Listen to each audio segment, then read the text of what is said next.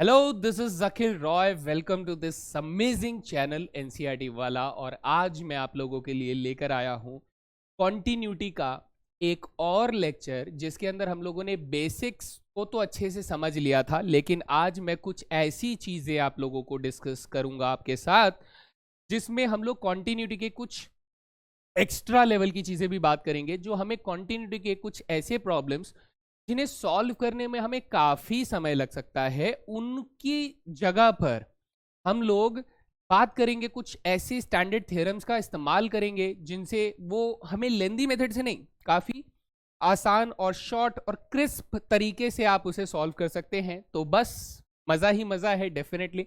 तो चलिए शुरुआत करते हैं कॉन्टिन्यूटी का ये वाला लेक्चर। तो आज मैं आप लोगों को बात करूंगा, किसके ऊपर बात करूंगा? कॉन्टिन्यूटी और इंटरवल। कॉन्टिन्यूटी एंड इंटरवल क्या कहता है, जरा इसको आराम से समझिए। अभी तक हम लोगों ने क्या कहा था कि कोई फंक्शन जो है वो किसी पॉइंट पर कॉन्टिन्यूअस कैसे होगा, कैसे उसको कॉन्टिन्यूटी ऑन अ पॉइंट हम लोग डिस्कस करेंगे। तो सपोज जैसे मैं आप लोगों को थोड़ा सा पीछे का रिवाइज करवाना चाहूंगा, जिसके अंदर हमने कहा था कि सर कोई भी फंक्शन जो है, ठीक है,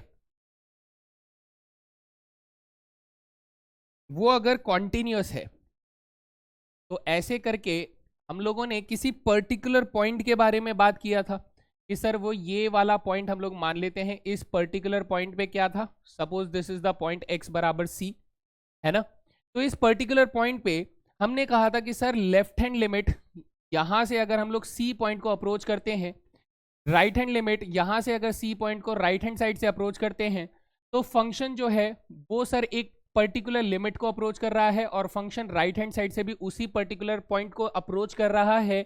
और हम लोग कहते हैं कि सर ये वाला जो पॉइंट है, एग्जैक्टली ये वाला, ये पॉइंट हमारे पास मान लेते हैं एल है।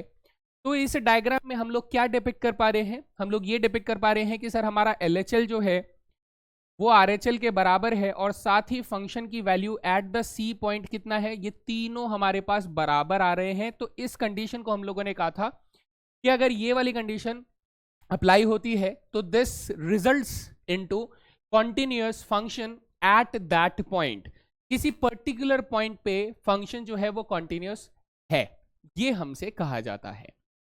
अब बात आती है कि sir continuous at a point तो हमें समझ में आया, हम लोगों ने काफी अच्छे से डिस्कस किया, but what about the meaning of continuity on interval.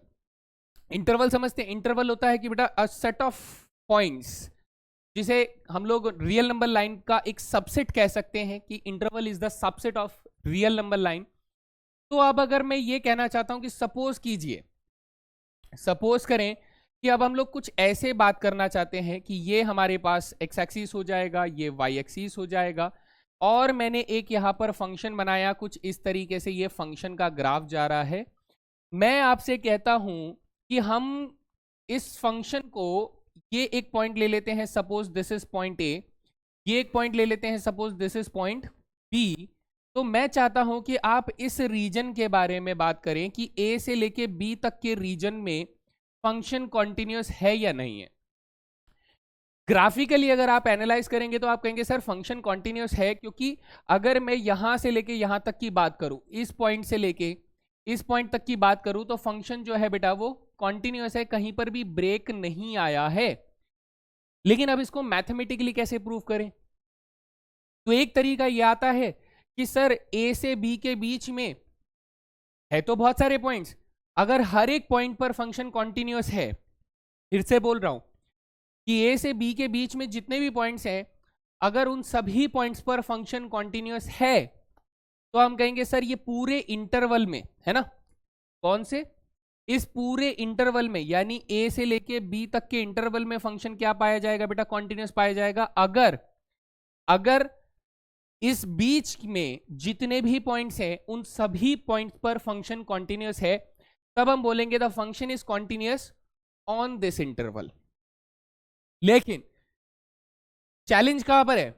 Challenge यहां पर है कि सर ए से बी के बीच में there are infinite number of points, मतलब लाखों, करोड़ों, 10 करोड़ों, 1000 करोड़ों नंबर हैं। इतने नंबर हैं कि सर कहां कहां चेक करते फिरे। मतलब आपने मान लीजिए ये 2 है, ये 3 है, 2 और 3 के बीच में 2.5 भी आता है सर, 2.51 भी आता है, 2.52 भी आता है सर, 2.55555 भी आता है। ऐसे बहुत सारे नंबर्स है, तो कहां कहां चेक करें? तो यहां पर हम लोग जाते हैं मेथड ऑफ जनरलाइजेशन। ये क्या होता है सर? इसमें ये होता है कि हम लोग मान लेते हैं कि सर ए और बी के बीच में हम लोग कोई सा भी पॉइंट अगर लेना चाहते हैं तो हम उसे कोई स्पेसिफिक नंबर ना लेकर हम लोग एक आर्बिट्ररी कांस्टेंट ले लेते हैं। आर्बिट्ररी कांस्टेंट मतलब, आर्बिट्ररी कांस्टेंट मतलब हम लोग होता वो एक कांस्टेंट को ही रिप्रेजेंट करता है, पर आर्बिट्ररी का मतलब ये हुआ कि हम लोग उस कांस्टेंट की वैल्यू अलग अलग कंडीशन में अलग अलग जगह पर उसको रख रख के उसकी वैल्यू को चेंज कर सकते हैं। आर्बिट्ररी कांस्टेंट है ना। तो मैं अभी आपको समझाऊंगा कि आर्बिट्ररी कांस्टेंट क्या होता है, कैसे उसको यूज करना है। तो उसके लिए हम कुछ एग्जांपल्स का हेल्प लेंगे कि कॉन्टिन्यूटी अगर मुझे किसी इंटरवल पे डिफाइन करनी हो तो मैं कैसे उसको एक्सप्लेन करूंगा, कैसे मैं उसको चेक करूंगा, या फिर कैसे उसकी कॉन्टिन्यूटी को डिस्कस किया जाएगा। बात समझ में आ रही है? कुछ नया नहीं करने वाले हैं, मतलब बात सिर्फ इतनी है कि अब तक हम लोगों ने किसी पर्टिकुलर पॉइंट पर कॉन्टिन्यूटी निकाली थी। अब हम क्या करेंगे, हम लोग इंटरवल पर पूरे के पूरे अनलिमिटेड नंबर ऑफ पॉइंट्स पर कॉन्टिन्यूटी का डिस्कशन करने वाले हैं। लेकिन कैसे करने वाले हैं ये ज्यादा जरूरी है। चले ओके चलते। तो यहां पर अगर मैं आप लोगों से बात करूं एक बहुत ही सिंपल से कुछ एग्जांपल्स को, इनको शुरू करने से पहले मैं आप लोगों को कुछ फंडामेंटल थ्योरम्स आप लोगों के साथ डिस्कस करना चाहूंगा, because these fundamental theorems will help you a lot while solving these kinds of problems, क्योंकि आपको बार बार उसको चेक करने की जरूरत नहीं पड़ेगी। आप दिमाग लगाओगे, अरे सर थ्योरम है ना अपने पास, थ्योरम लगाएंगे और आंसर कर देंगे। तो देखिए क्या कह रहा है, ये कह रहा है कि सर यदि हमारे पास fx और gx दो फंक्शन है जो कि कॉन्टिन्यूस है, कहां पर सर, एट x बराबर c पर कॉन्टिन्यूस है। कहां पर सर, एट x बराबर c पर कॉन्टिन्यूस है। इस बात को ध्यान से सुनिए। ओके सर, सुन रहे हैं? एट x बराबर c पर दोनों फंक्शंस कॉन्टिन्यूअस बोले जा रहे हैं, तो क्या करें? देखिए, तो ये कह रहा है कि सर ऐसे में हमारे पास f प्लस जी एक्स हो, f माइनस जी एक्स हो, f इंटू जी एक्स हो, f divided by g x हो। मैं इसका कुछ एग्जाम्पल आप लोगों को देना चाहूंगा, फिर आप समझिए कि एक्चुअली में मैं क्या कहना चाहता हूं। जैसे बहुत ही सिंपल ग्राफिकल आइडिया के साथ मैं ये बात करने वाला हूं, क्योंकि अभी हम लोग इसे थ्योरेटिकल वे में नहीं बात करने वाले हैं, क्योंकि हम ग्राफिकल इन कुछ ऐसे बेसिक एग्जांपल्स दे रहा हूं जो कि ग्राफिकली आपको समझ में आते हैं, तो आप उस बेसिस पे आंसर करेंगे। हम कहेंगे कि सर एफ एक्स बराबर साइन एक्स एक फंक्शन ले लेते हैं, ठीक है सर, अच्छा, और जी एक्स बराबर एक्स स्क्वायर एक फंक्शन ले लेते हैं, ठीक है सर, दो फंक्शन ले लेते हैं। हम जानते हैं कि सर साइन एक्स फंक्शन का जो ग्राफ होता है वो कैसे बनता है, आप लोग बनाना जानते हो ना साइन एक्स फंक्शन का ग्राफ, ऐसे करके ये कॉन्टिन्यूस फंक्शन बनता है कि नहीं बनता है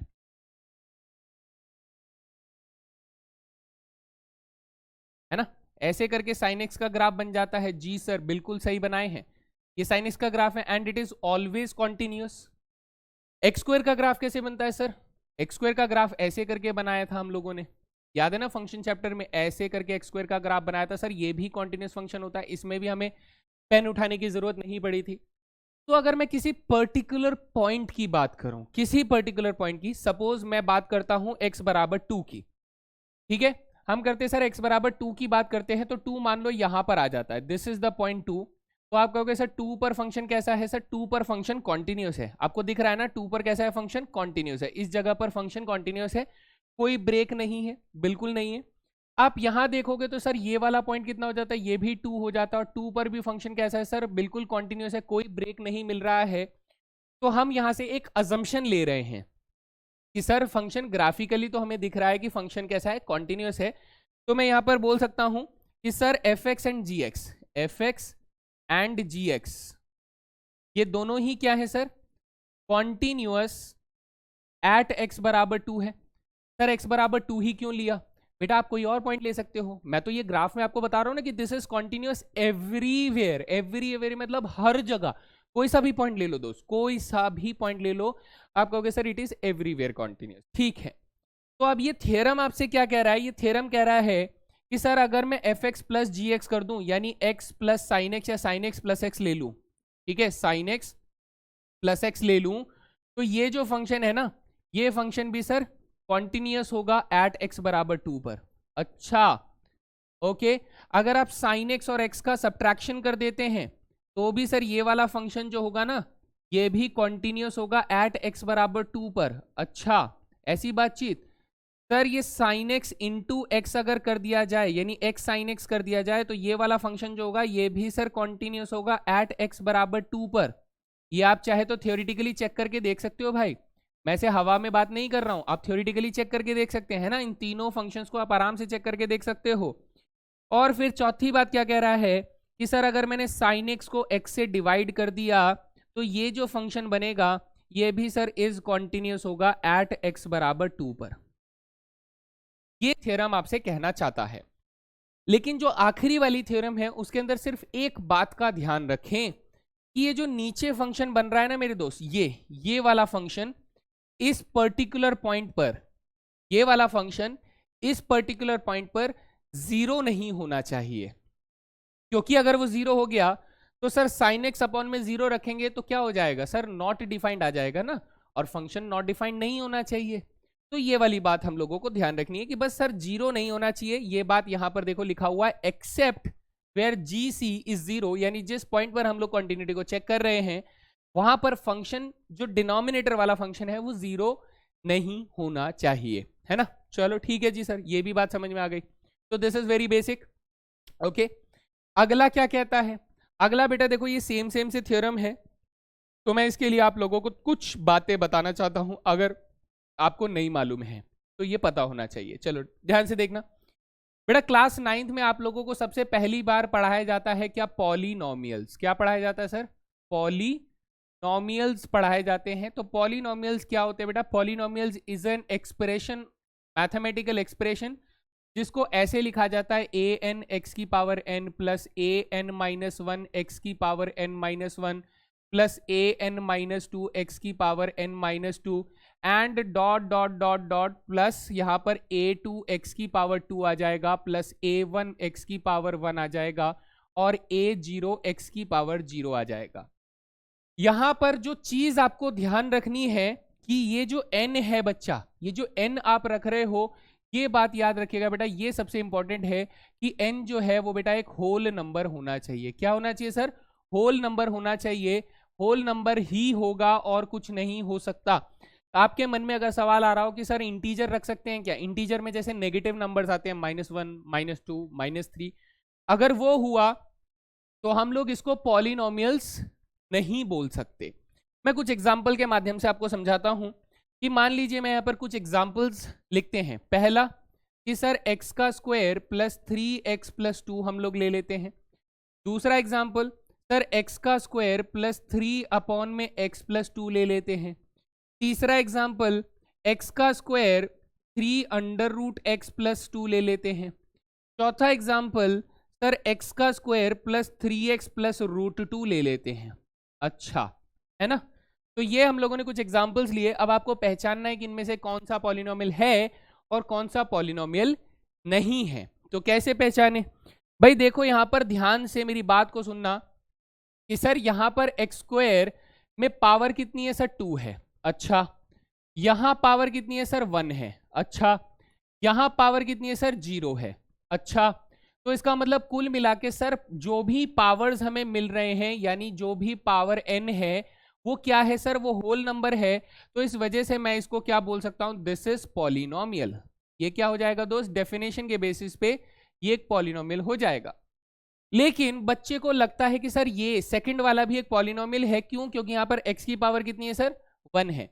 बेटा दिमाग दौड़ाओ, दिमाग दौड़ाओ और आप इसे कह सकते हो कि सर क्या मैं इस वाले एक्सप्रेशन को ऐसे लिख सकता हूं कि ये x का स्क्वायर प्लस 2 इंटू एक्स की पावर -1 प्लस 2 लिखा हुआ है, या फिर 3 इंटू एक्स की पावर -1, 3 इंटू एक्स की पावर -1 प्लस 2 हो जाएगा।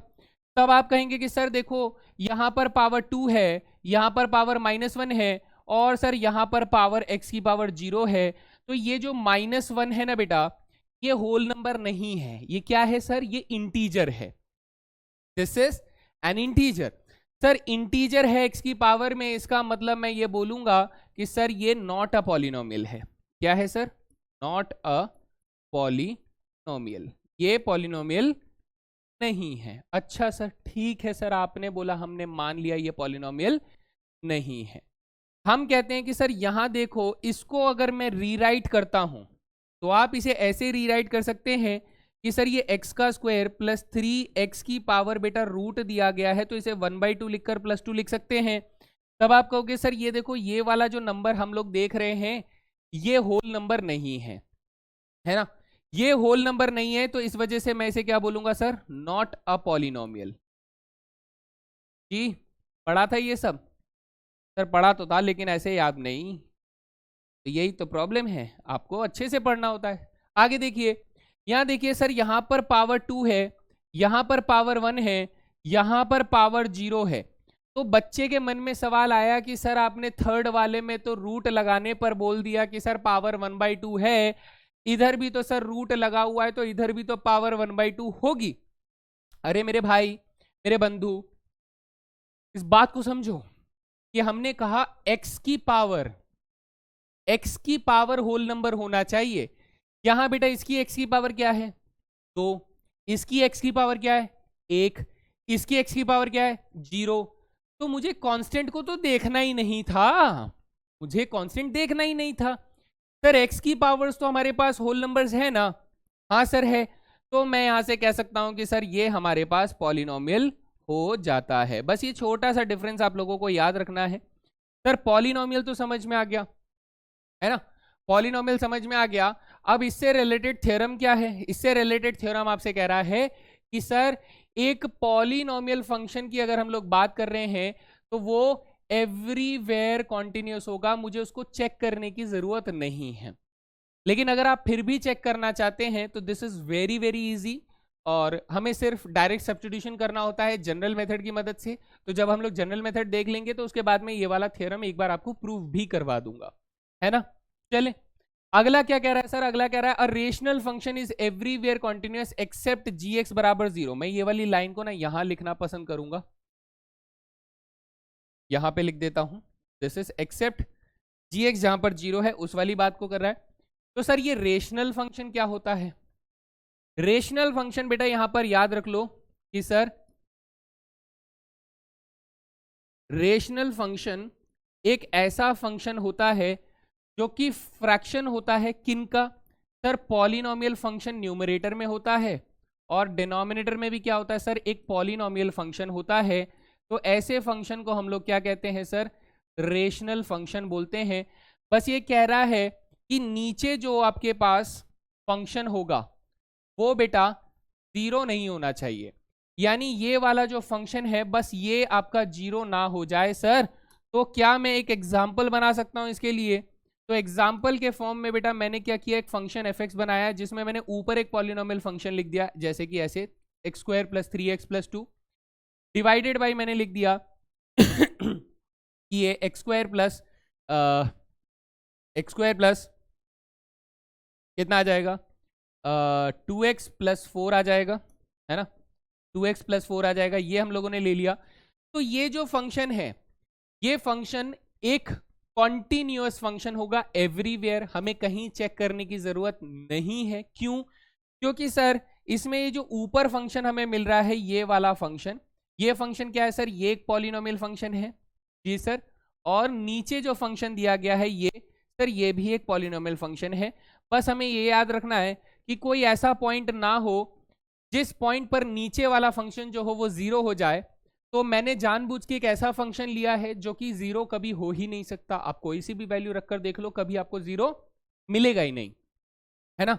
तो ये जो फंक्शन मैंने बनाया है, this function is actually continuous everywhere. हम लोग इसे भी वेरीफाई कर सकते हैं, कोई प्रॉब्लम हमें यहाँ पर फेस नहीं करनी पड़ेगी। चलो आगे चलते हैं सर, और क्या थ्योरम है?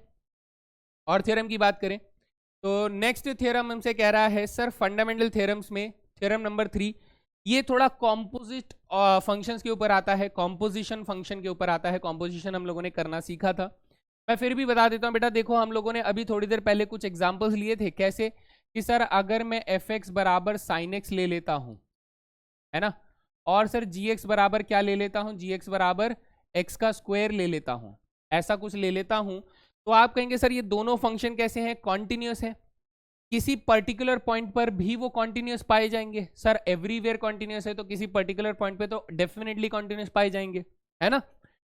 तो अब यहां से ये कह रहा है कि सर अगर हम लोगों ने एफ फंक्शन बनाया, एफ फंक्शन क्या हो जाएगा सर? ये हो जाएगा sine of sine x function हो जाएगा।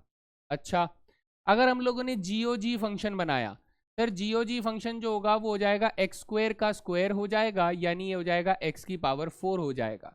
सर एफओजी फंक्शन अगर बनाते हैं तो एफओजी फंक्शन हो जाएगा, एफ के अंदर जी एक्स फंक्शन को डाल देंगे, यानी सर हो जाएगा साइन एक्स का स्क्वायर हो जाएगा, है ना?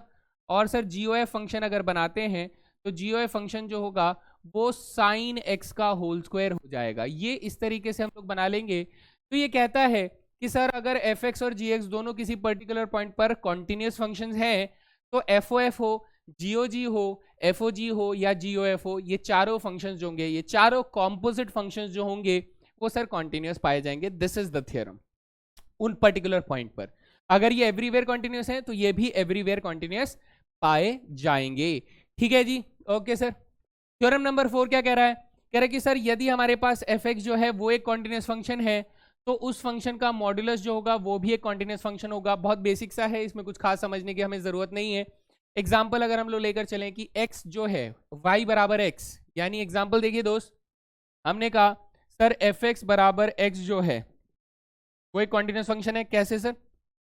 आप लोग ग्राफ बनाकर देख लीजिए। सर एफ एक्स बराबर एक्स का ग्राफ ऐसे बनता है, यूं करके ऐसे 45 डिग्री पर एक स्ट्रेट लाइन बन जाएगा एफ एक्स बराबर एक्स। तो अगर मैं इसका मॉड्यूलस लगा देता हूं तो एफ एक्स बराबर क्या हो जाएगा सर? एफ एक्स बराबर मॉड एफ एक्स बराबर क्या हो जाएगा? मॉड्यूलस एक्स हो जाएगा। सर मॉड्यूलस एक्स का ग्राफ बनाकर दिखा दो, आपको पता लग जाएगा। मॉड्यूलस एक्स का ग्राफ ऐसे करके बनता है, ये देखिए यूं और यू बनता है। सर ये भी तो कॉन्टिन्यूस फंक्शन ही बना, है ना? तो ये कह रहा है कि अगर कोई फंक्शन जो है वो कॉन्टिन्यूस है तो उसका मॉड्यूलस फंक्शन जो होगा वो भी एक कॉन्टिन्यूस फंक्शन भी ही होगा, क्योंकि बेटा ब्रेक जब उसके फंक्शन एफ एक्स में नहीं आ रहा है तो उसके मॉड्यूलस में भी कोई ब्रेक आपको नहीं मिलेगा। दिस इज वेरी क्लियर, बात समझ में आती है? अब मैं कुछ एग्जांपल्स के सहारे आप लोगों को कुछ चीजें बताना चाहूंगा, ये थ्योरम्स अपने दिमाग में रखिएगा। इधर देखें, ये एग्जांपल्स आप लोगों को एक्सप्लेन करने हैं। सबसे पहला एग्जांपल क्या कह रहा है कि सर एफ एक्स बराबर मॉड्यूलस एक्स जो है क्या ये कॉन्टिन्यूस फंक्शन है या नहीं है? तो हम लोग चाहें तो इसमें थ्योरम लगा सकते हैं, वो वाला कौन सा, कि सर अगर एफ एक्स कॉन्टिन्यूस है तो उसका मॉड्यूलस एफ एक्स जो होगा वो भी कॉन्टिन्यूस फंक्शन होगा। लेकिन अगर मान लीजिए मुझे प्रूफ करना हो तो मैं कैसे प्रूफ करूं? देखिएगा, ये क्वेश्चन मैंने इसलिए चुना क्योंकि आप लोगों की एक बहुत बेहतर अंडरस्टैंडिंग मिल जाती है। चलिए देखते हैं क्या अंडरस्टैंडिंग मिलती है इसके अंदर। हम कहते हैं सर हमें क्वेश्चन नंबर 1 के अंदर मिल रहा है कि एफ एक्स जो है वो मॉड्यूलस एक्स फंक्शन है और मुझे इसकी कॉन्टिन्यूटी को डिस्कस करना है ओवर द नंबर लाइन, यानी पूरे रियल नंबर लाइन पे मुझे इसकी कॉन्टिन्यूस डिस्कस करनी है। कॉन्टिन्यूटी को कैसे डिस्कस करें? सर मॉड्यूलस फंक्शन तो ब्रेक होता है, यानी अपने फंक्शन की डेफिनेशन को चेंज करता है। कैसे चेंज करता है? क्या आप लोग जानते हैं कि एफ एक्स मॉड्यूलस एक्स को हम लोग ऐसे करके लिख सकते हैं कि ये एक बार प्लस एक्स में लिखा जाएगा, एक बार माइनस एक्स में लिखा जाएगा, whenever x is greater than equal to 0 and whenever x is less than 0, ऐसे करके लिखा जाएगा। ये सीखा था हम लोगों ने फंक्शन चैप्टर में, है ना? ठीक है सर, ओके। बात ध्यान से सुनिएगा। सर इसका मतलब आप ये कहना चाहते हैं कि अगर मैं इसे over the real number line analyse करूं तो 0 पर ब्रेक आ रहा है। सर ये देखिए 0 पर ब्रेक आ रहा है, तो 0 के ऊपर अगर गए तो ये वाली side sir x greater than 0 से रिप्रेजेंट हो रही होगी और ये वाली साइड जो है सर x लेस देन 0 से रिप्रेजेंट हो रही होगी। हाँ सर। सर यहां पर अगर मैं 0 के राइट साइड की बात करूं तो एफ एक्स बराबर कैसे डिफाइन हो रहा है सर? x के फॉर्म में। और लेफ्ट साइड में डिफाइन करूं तो एफ एक्स बराबर कैसे डिफाइन हो रहा है? माइनस एक्स के फॉर्म में। सर एट द 0 हमें क्या दे रहा है? एफ एक्स बराबर x से डिफाइन हो रहा है। ये हम लोगों ने डेफिनेशंस दे दी, है ना सर? बिल्कुल बेसिक लेवल पे जाके बात कर रहा हूं दोस्त, ये सब हम लोग फंक्शंस में पढ़कर आ रहे हैं। ठीक है, तो अब अगर मैं यहां पर कॉन्टिन्यूटी चेक करना चाहता हूं तो कॉन्टिन्यूटी में over the real number line check करना चाहता हूं। ये सबसे इंपॉर्टेंट पार्ट है बेटा, ध्यान से सुनिएगा। सर हम कह रहे हैं कि हमने नंबर लाइन को 3 हिस्सों में तोड़ा। एक हिस्सा तो सर 0 हो गया, एक हिस्सा कौन सा हो गया सर? ये वाला हिस्सा हो गया जहां x जो है वो ग्रेटर देन 0 है। एक हिस्सा सर कौन सा हो गया? जहां x जो है वो लेस देन 0 है ना। 3 हिस्सों में तोड़ा, तो सबसे पहला जो सॉल्यूशन होगा वो मैं कहूंगा एट x बराबर 0 पर हम लोग कॉन्टिन्यूटी डिस्कस करेंगे, जो सबसे आसान काम है मेरे लिए, सबसे आसान काम। ठीक है भाई, सबसे आसान काम। चलिए ध्यान से सुनिए सर, एट x बराबर 0 के लिए मैं क्या करूंगा, मैं सबसे पहले LHL निकालूंगा। LHL एट x बराबर 0 निकालूंगा, तो इसे कैसे निकालते हैं सर, इसे निकालते हैं लिमिट x टेंडिंग टू 0 हो जाएगा, और इसके लेफ्ट में फंक्शन कैसा है सर, इसके लेफ्ट में फंक्शन जो है वो fx बराबर माइनस एक्स से डिफाइन हो रहा है। जी सर, इसके लेफ्ट में फंक्शन fx बराबर माइनस एक्स से डिफाइन हो रहा है, तो मैं यहां पर माइनस के x को इस्तेमाल करूंगा, तो आपका आंसर कितना आ जाएगा, 0 आ जाएगा। हाँ सर, मैं RHL निकालूंगा, तो आप कहेंगे सर RHL एट x बराबर 0 अगर निकालते हैं तो ये हो जाएगा limit x tending to 0। Sir right hand side में फंक्शन कैसे डिफाइन हो रहा है, राइट हैंड साइड में फंक्शन अगर हम लोग बात करें तो ऐसे डिफाइन हो रहा है। जी सर, है ना। तो यहां पर क्या फंक्शन हो जाएगा सर, राइट हैंड साइड में फंक्शन x हो जाएगा, तो आप कहेंगे सर यहां से हमारे पास आंसर 0 आ जाएगा, और फंक्शन एट द पॉइंट 0 अगर मैं निकालता हूं तो सर ये 0 हो जाएगा और इसका आंसर भी 0 आ जाएगा। तो आप कहेंगे सर LHL, RHL और F0 ये तीनों हमारे पास बराबर हैं। हाँ सर बराबर हैं। इसका मतलब क्या हुआ, इसका मतलब ये हुआ कि fx इज कॉन्टिन्यूअस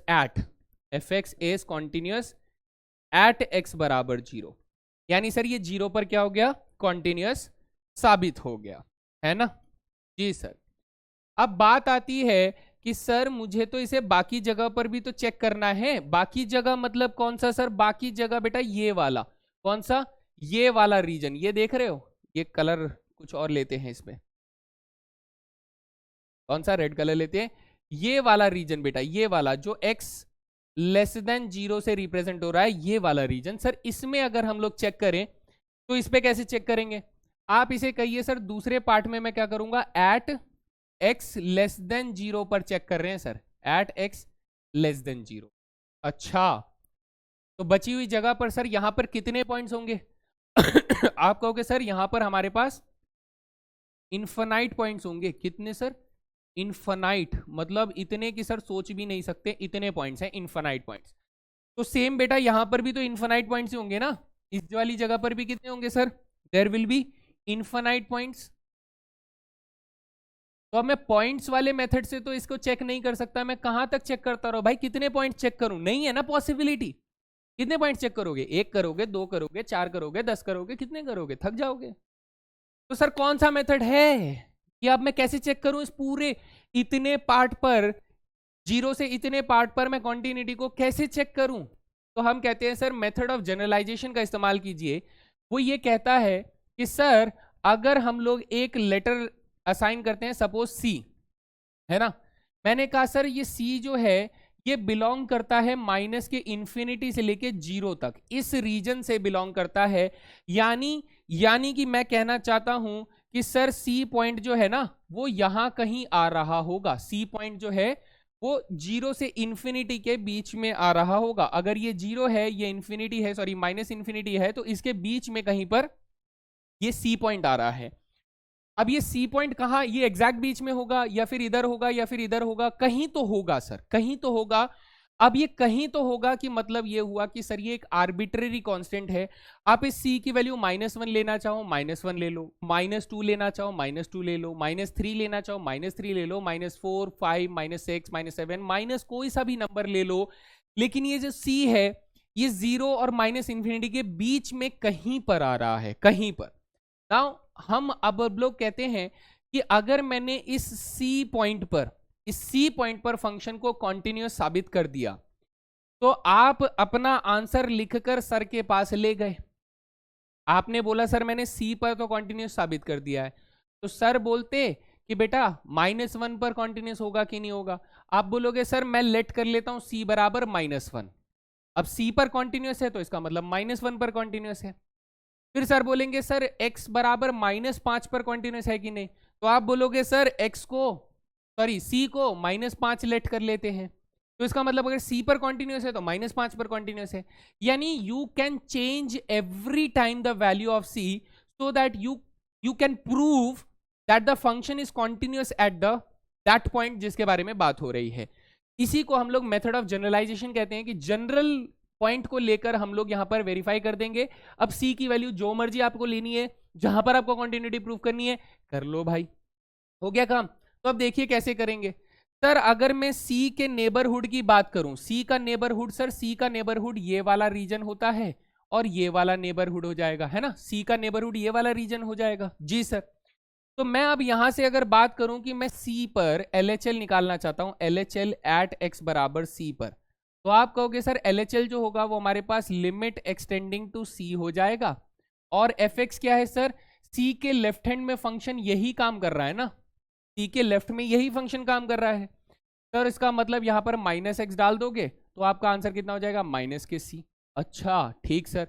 RHL निकालते हैं दोस्त, RHL एट x बराबर सी निकालेंगे तो आप कहोगे सर राइट हैंड में, सी के राइट हैंड में कौन सा फंक्शन है सर, सी के राइट हैंड में भी यही फंक्शन काम कर रहा है। सी के जस्ट नेबरहुड की बात हो रही है। एक बच्चा यूं हाथ खड़ा करके बोलेगा कि सर सी के राइट में तो ये वाला फंक्शन भी है, भाई वो बहुत दूर हो गया, बहुत दूर हो गया। हम लोग कैलकुलस की बात कर रहे हैं, कैलकुलस का मतलब very very very small, very small distance पर अगर सी से just immediate right hand side पे अगर मुझे जाना हो तो ये फंक्शन नहीं है इमीडिएट राइट पे, हाँ ये उसके राइट में है लेकिन इमीडिएट राइट नहीं है मेरे भाई। मैं इसको कुछ ऐसे समझाता हूं कि मान लो बच्चा ये आपका घर है, ये आपका घर है ना। तो सर आपके राइट हैंड साइड में हो सकता है आपके दोस्त का घर हो, आपके और राइट हैंड साइड में आपके दूसरे दोस्त का घर हो। तो मैं आपके इमीडिएट राइट हैंड साइड वाले घर की बात कर रहा हूं। राइट में तो बहुत सारे घर आते हैं, इमीडिएट राइट की बात कर रहा हूं। तो इमीडिएट राइट में सर अगर मैं सी के इमीडिएट राइट में जाऊं तो वो हमारा क्या है, fx बराबर -x फंक्शन काम कर रहा है। ओके सर ठीक है, मैं उम्मीद करता हूं कि बात समझ में आई है। तो सर यहां पर भी फंक्शन कैसे काम कर रहा है, -x के फॉर्म में काम कर रहा है, तो मेरा आंसर -x हो जाएगा। एंड आप कहेंगे कि सर f p की वैल्यू अगर मैं निकालना चाहूं, सर c पर फंक्शन कैसे काम कर रहा है, सर c पर भी फंक्शन ऐसे ही काम कर रहा है, हाँ जी ऐसे ही काम कर रहा है ना c पर भी फंक्शन। तो c पर फंक्शन ऐसे ही काम कर रहा है तो ये भी -c हो जाएगा। And you will say that कि सर RHL LHL और FC, RHL LHL और FC जो है वो हमारे पास क्या है, बराबर है। इसका मतलब sir f is continuous at x बराबर c, ठीक है सर। अब हम लोगों को थोड़ी सी अंग्रेजी लिखनी है सर, थोड़ी सी मतलब थोड़ी सी, कितनी सी अंग्रेजी, थोड़ी ज्यादा ही समझ लो, है ना। थोड़ी सी मैथमेटिकल वाली अंग्रेजी लिखनी है। मैं इसको थोड़ा छोटा कर देता हूं और फिर हम लोग इसको ऊपर चढ़ा देते कोने में। जा तू इधर, इधर को चला जा भाई, क्या तेरी जरूरत जितनी थी उतनी हो गई है। सर यहाँ पर अंग्रेजी लिखनी है, अंग्रेजी लिखने का बताइए कैसे लिखेंगे अंग्रेजी। हम लोग लिखेंगे since c is arbitrary constant, since c is arbitrary constant, ठीक है। आर्बिट्ररी चोजन पॉइंट लिखे तो ज्यादा बेहतर होगा कि आर्बिट्ररी चोजन पॉइंट है ना। यानी सर हम लोगों ने ऐसे ही रैंडमली इसको सिलेक्ट कर लिया था, तो c की वैल्यू कुछ भी हो सकती है। सर क्या हो सकती है c की वैल्यू, c की वैल्यू इसमें से कुछ भी हो सकती है। तो हम लोग यहां से रिजल्ट निकालते हैं कि इसका मतलब ये हुआ, इट इंप्लाइज दैट कि f is continuous at, continuous at नहीं बोलेंगे इस बार, बोलेंगे ऑन -इंफिनिटी से 0 तक। यानी सर c जो है वो अगर यहां से बिलोंग कर रहा है तो जब जब c की वैल्यू यहां से बिलोंग करेगी तब तक फंक्शन इस पूरे इंटरवल पर कॉन्टिन्यूअस हो जाएगा। मेथड ऑफ जनरलाइजेशन के बेसिस पे हम लोगों ने इसको कॉन्टिन्यूअस प्रूव कर दिया, है ना। ठीक है सर, आगे चलते हैं। आगे सर हमारे पास क्या बचता है, हमारे पास बचता है सर अब ये वाला इलाका, ये वाला इलाका बचता है सर x ग्रेटर देन 0 वाला इलाका बचता है। सर x ग्रेटर देन 0 वाले इलाके में भी वही चीज, मैं वही सेम बात बोलूंगा कि sir at x greater than 0 के बारे में बात करेंगे। एट x ग्रेटर देन 0 में हम बात करेंगे सर LHL निकालेंगे, या फिर पहले मैं एक मेथड ऑफ जनरलाइजेशन का इस्तेमाल करके बोल देता हूं कि लेट कर लो बेटा कि d एक पॉइंट है जो कि 0 से लेके इन्फिनिटी के बीच में है। यानी d पॉइंट हम लोग कहां ले लेते हैं सर, d पॉइंट हम लोग यहां ले लेते हैं, है ना। d पॉइंट जो है अब वो x ग्रेटर देन 0 वाले यानी 0 से लेके इन्फिनिटी वाले रीजन पर बिलोंग कर रहा है d, जी सर। तो यहां पर हम लोग निकालते हैं LHL, एट एक्स बराबर डी पर, तो ये क्या हो जाएगा sir, limit x tending to d f x हो जाएगा। सर डी पर फंक्शन, डी के लेफ्ट में फंक्शन कौन सा काम कर रहा है, यही काम कर रहा है, यानी यहां पर एक्स काम कर रहा होगा, तो आपका आंसर डी आ जाएगा। आप कहेंगे सर आर एच एल निकालते हैं, R H L at x बराबर डी पर क्या रहेगा सर, इसकी वैल्यू हो जाएगी लिमिट एक्सटेंडिंग टू डी, यहां पर भी फंक्शन एक्स काम कर रहा है तो ये भी डी आ जाएगा, और function at the point D पर क्या हो रहा है sir, function at the point D, बेटा यही फंक्शन काम कर रहा है जी सर, तो यहां पर भी फंक्शन क्या आ जाएगा सर, डी आ जाएगा। And you will say that कि sir L H L R H L और F D, L H L R H L और एफ डी सब के सब सेम वैल्यू रखते हैं, है ना, सेम वैल्यू रख रहे हैं सर, बिल्कुल।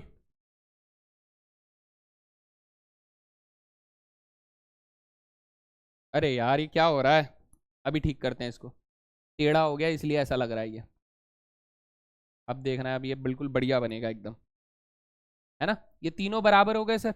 अब अगर ये तीनों बराबर हो गए तो मैं फिर से अंग्रेजी लिखूंगा सर, बहुत सारी, कौन सी, हम लिखेंगे sir it implies that f is continuous at x बराबर डी,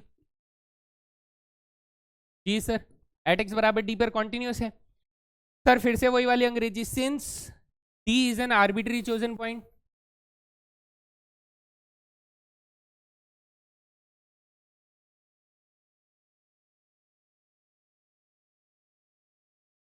अब ये D जो है वो आर्बिट्री चोजन पॉइंट है, और D बिलोंग कहां से करता है सर, D यहां से बिलोंग करता है, इसका मतलब D इनमें से कोई सा भी पॉइंट हो सकता है सर, जब कोई सा भी पॉइंट हो सकता है और फंक्शन जो है वो x बराबर D पर कॉन्टिन्यूस है, इसका मतलब हम लोग बोल सकते हैं कि it implies that f is continuous on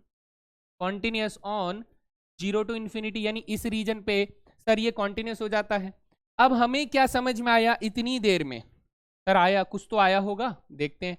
हमने कहा सर ये इस रीजन पर कॉन्टिन्यूस है, x लेस देन 0 पर, आप कहेंगे सर ये 0 पर भी कॉन्टिन्यूस है ना, आप कहेंगे सर ये x ग्रेटर देन 0 पर भी कॉन्टिन्यूस है, यानी सर ये अगर इस वाले रीजन में कॉन्टिन्यूस है, ये इस रीजन में कॉन्टिन्यूस है, ये यहां पर भी कॉन्टिन्यूस है, इसका मतलब ये पूरे रियल नंबर लाइन पर कॉन्टिन्यूस है।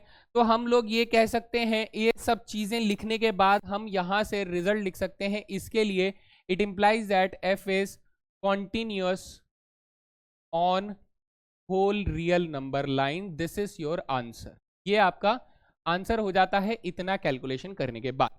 तो मैं उम्मीद करता हूं कि हाँ आपको एक बेसिक एग्जांपल से काफी अच्छे से समझ में आया है।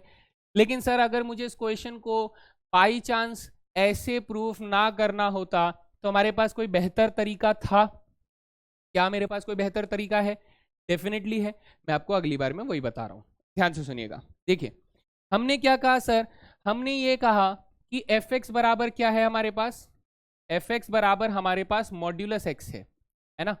हम कहेंगे कि सर यहाँ पर एफ एक्स बराबर मॉड्यूलस एक्स है, तो हम लोग कहते हैं कि सर जी एक्स लेट कर लो, जी एक्स जो है वो हमारे पास क्या है सर, एक्स है ना, क्या हो जाता है दोस्त, एक्स हो जाता है।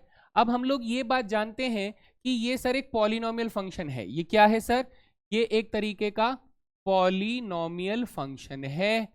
सर अभी अभी हम लोगों ने थ्योरम में क्या पढ़ा था, हमने थ्योरम में ये पढ़ा था इट इंप्लाइज दैट gx अगर एक पॉलिनोमियल फंक्शन है तो gx is continuous everywhere. Sir everywhere का मतलब होता है ऑन आर, एवरीवेयर का मतलब क्या होता है, हर जगह, यानी कि ऑन आर पूरे रियल नंबर लाइन पर ये क्या है, कॉन्टिन्यूअस है। अच्छा सर फिर एक और थ्योरम पढ़ी थी कि अगर मेरा फंक्शन जो है वो कॉन्टिन्यूअस है किसी पर्टिकुलर पॉइंट पर, तो थ्योरम कहता है कि सर उसका मॉड्यूलस जो होगा वो भी उसी पॉइंट पर कॉन्टिन्यूअस होगा। इसका मतलब modulus gx is continuous everywhere, यानी कि ऑन आर हो जाएगा। अरे हाँ सर ये तो थ्योरम लग गई, और अगर थ्योरम लग गई तो इसका मतलब मैं ये कह सकता हूं कि mod x is continuous on R. तो देखो बेटा हमने थ्योरेटिकली जब इस चीज को प्रूव किया तो हमारे पसीने छूट गए भाई, छूट गए, है ना। लेकिन जब मैंने थ्योरम को अप्लाई किया तो थ्योरम उस बात को देखो कितनी आसानी से कह रहा है कि सर gx बराबर x जो है वो एक पॉलिनोमियल फंक्शन है तो इट इज कॉन्टिन्यूअस एवरीवेयर। अच्छा, और अगर gx हमारा कॉन्टिन्यूअस है तो उसका मॉड्यूलस जो होगा वो भी कॉन्टिन्यूअस होगा। अच्छा, तो इसका मतलब सर एफ एक्स फंक्शन जो मॉड्यूलस एक्स फंक्शन है वो एवरीवेयर कॉन्टिन्यूअस हो गया। मजा आया, है ना। तो ये थ्योरम की खास बात थी। बढ़िया है। तो कुछ चीजें आपको समझते हुए चलना है। मैं समय इसलिए ले रहा हूं क्योंकि भाई चीज है, बात करने वाली चीज है, हलवा नहीं है। ठीक है, चलो बढ़िया। चलते हैं दूसरे सवाल के ऊपर बेटा। दूसरा सवाल जो है वो हमारे पास ग्रेटेस्ट इंटीजर फंक्शन होता है। ये एक बहुत इंपॉर्टेंट फंक्शन है, तो हम लोग इसके बारे में थोड़ा सा बात करते हैं दोस्त। यहां से क्वेश्चंस बनते हैं और अच्छे सवाल बनते हैं। चलिए देखते हैं greatest integer function. Question number 2 क्या कह रहा है? क्वेश्चन 2 कह रहा है सर एफ एक्स बराबर क्या है हमारे पास? ग्रेटेस्ट इंटीजर फंक्शन है। क्या है सर? ग्रेटेस्ट इंटीजर फंक्शन है। हम लोग ग्रेटेस्ट इंटीजर फंक्शन का ग्राफ बनाना जानते हैं। मैं जल्दी से ग्राफ भी ड्रॉ कर देता हूं दोस्त। आप लोगों को बनाना आता ही होगा, लेकिन फिर भी मैं अभी पढ़ा रहा हूं तो मेरे को बनाना होगा।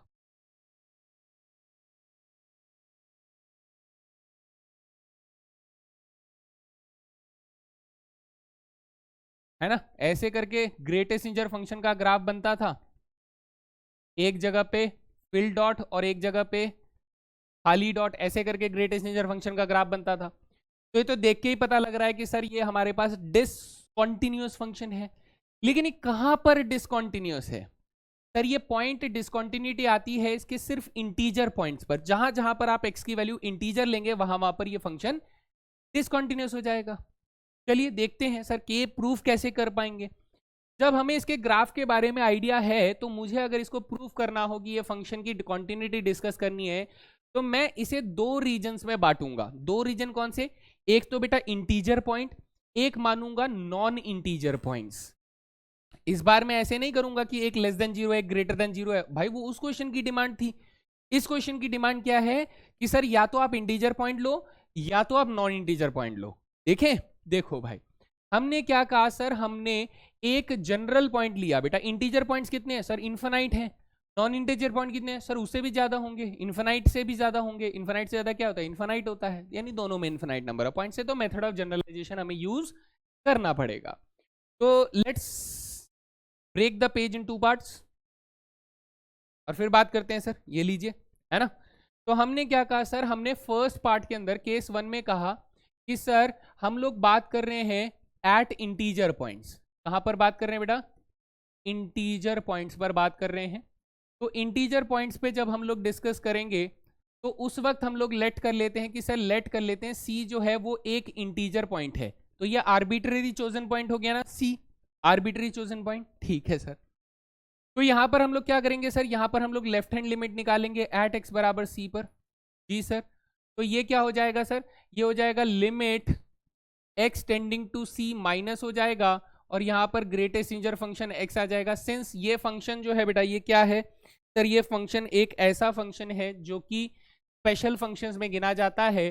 तो इसमें एच मेथड को इंट्रोड्यूस करना पड़ेगा और एच मेथड के हिसाब से आप बोलोगे, क्या बोलोगे सर? एच मेथड के हिसाब से आप बोलोगे कि सर ये limit h tend to zero अगर किया जाए तो ये सी माइनस एच में बदल जाएगा।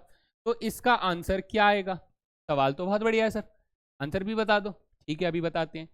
जब मैं आर एच एल निकालूंगा तो एट एक्स बराबर सी पर हम लोग बात करते हैं। हम कह रहे हैं कि सर ये कितना हो जाएगा? Limit x tending to c plus हो जाएगा और यहाँ पर greatest integer function of x आ जाएगा। क्योंकि ये स्पेशल फंक्शन है तो एच मेथड को इंट्रोड्यूस करना पड़ेगा। तो limit h tends to zero हो जाएगा और यहाँ पर क्या जाएगा? सी प्लस एच आ जाएगा। तो इसका आंसर क्या होगा सर? अभी बताते हैं बेटा। जब मैं एफ सी निकालूंगा तो एफ सी क्या हो जाएगा? एफ सी हो जाएगा ग्रेटेस्ट इंटीजर फंक्शन ऑफ सी हो जाएगा। इसका आंसर क्या आ जाएगा? तो इसका आंसर निकालने से पहले आप क्या बोलोगे? इनका आंसर निकालने से पहले आप क्या बोलोगे? आप थोड़ा सा दिमाग लगाओगे। सर सी क्या है? सी एक इंटीजर वैल्यू है। ठीक है, सी एक इंटीजर वैल्यू है। तो आप मुझे कहोगे सर कोई इंटीजर मान ले क्या? मान ले? मान लो भाई, मान लो, क्योंकि चीजें समझने के लिए थोड़ा तो अजम्पशन लगेगा ना। तो हम लोगों ने मान लिया कि सर अज्यूम कीजिए मैं सी की वैल्यू 1 ले लेता हूं। अज्यूम कर लो मैं सी की वैल्यू बेटा 1 ले लेता हूं। मान लिया। अब आप कहोगे सर h जो है वो टेंडिंग टू जीरो है। इसका मतलब ये हुआ कि h की वैल्यू में 0.0000001 ले सकता हूं। हाँ, है ना? अच्छा सर अगर मैं c माइनस एच की वैल्यू निकालता हूं तो ये हो जाएगा 1 माइनस 0.000000001 हो जाएगा। बेटा गिनती अगर जीरो की कम ज्यादा है तो काम चला लेंगे क्या? हाँ चला लेंगे सर। तो ये कितना हो जाएगा सर, ये हो जाएगा 0.999999 हो जाएगा।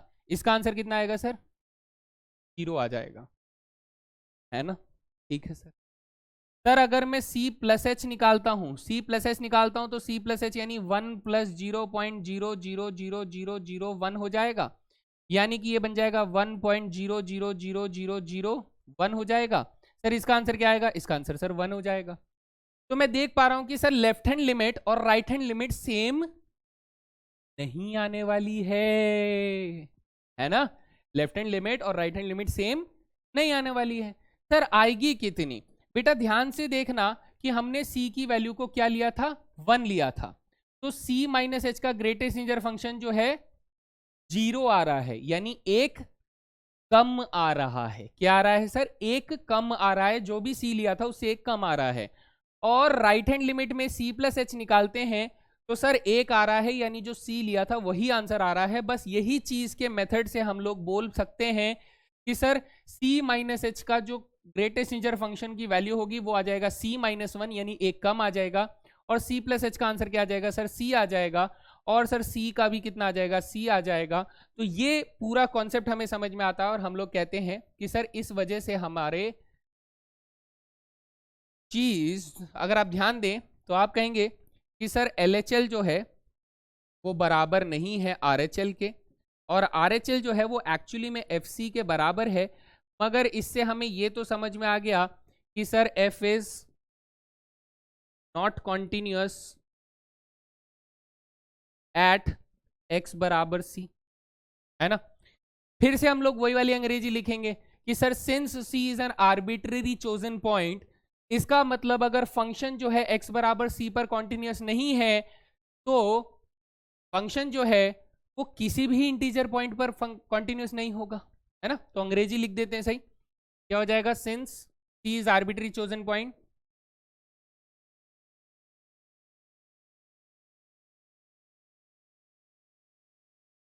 therefore f is not continuous at any x belongs to integer, यानी किसी भी इंटीजर पे क्या होगा बेटा, वो कॉन्टिन्यूस नहीं होगा। ग्राफ में आप देख पा रहे हो सर, ये इंटीजर पे ही तो टूटता है ना, टूट गया। ठीक है सर। सर अब एक काम कीजिए, अब नॉन इंटीजर वाली बात करिए, नॉन इंटीजर वाली बात करिए। हम लोग यहाँ पे सेकंड केस में लेकर चलेंगे, एट नॉन इंटीजर पॉइंट्स।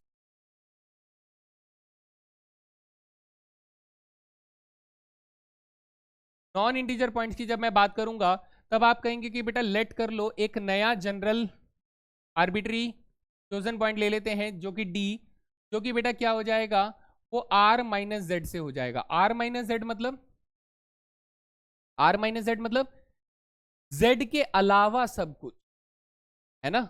यानी इंटीजर पॉइंट्स के अलावा सब कुछ आप ले सकते हो बेटा, यानी कोई भी number, rational number, irrational number, लेकिन बस इंटीजर नहीं ले सकते आप, ये वो बोल रहा है। ठीक है, तो इस कंडीशन में हम लोग क्या करेंगे सर, इस कंडीशन में भी वही LHL RHL निकालने की कोशिश करेंगे। LHL एट x बराबर D पर निकालेंगे तो आप कहोगे सर ये हो जाएगा limit x tending to D minus हो जाएगा, तो ये ग्रेटेस्ट इंटीजर फंक्शन x हो जाएगा, जिसको आप लिख सकते हो कि sir limit h tends to 0 हो जाएगा, और ये क्या बन जाएगा सर, D माइनस h बन जाएगा। अच्छा, इसका आंसर देखते हैं अभी क्या आने वाला है। RHL निकालेंगे एट x बराबर D पर निकालेंगे तो ये क्या हो जाएगा sir, limit x tending to D plus हो जाएगा और greatest integer function of x हो जाएगा। यहाँ पर भी सर h मेथड को इंट्रोड्यूस करेंगे तो हमारे पास ये क्या हो जाएगा सर, ये हो जाएगा D प्लस h हो जाएगा। अच्छा, इसका आंसर देखते हैं क्या आने वाला है। और सर FD निकालेंगे तो FD क्या हो जाएगा sir, greatest integer function of D आ जाएगा। चलिए देखते हैं सर इसमें क्या होगा। सर अब ये D कुछ भी हो सकता है, तो हमें थोड़ा सा एनालाइज करने के लिए D को कुछ अज्यूम करके चलते हैं, सो दैट हमारे पास एक बेटर अंडरस्टैंडिंग हो। जी सर, चलिए देखिए सर, अज्यूम कर लो, अज्यूम कर लो कि सर D की वैल्यू कितनी ले लेते हैं हम लोग, नॉन इंटीजर लेनी है तो हम लोग 2.5 ले लें। ठीक है सर, D की वैल्यू नॉन इंटीजर लेनी है, 2.5 ले लेते हैं, इजी। H की वैल्यू क्या ले लें सर, छोटी लेनी है थोड़ी, 0.0001 ले लेते हैं, 401, चलता है काम, चलेगा सर। अब अगर मैं यहाँ पर d माइनस एच निकालने के लिए बोलूं तो बेटा d माइनस एच हो जाएगा आपके पास 2.49999 ऐसा कुछ हो जाएगा, है ना, यही हो जाएगा, ऐसा ही कुछ हो जाएगा 2.4999, है ना। अगर मैं आपसे d प्लस एच निकालने के लिए बोलूं तो d प्लस एच कितना हो जाएगा सर, d प्लस एच हो जाएगा 2.500000 नहीं 0000120, ये हो जाएगा जी सर।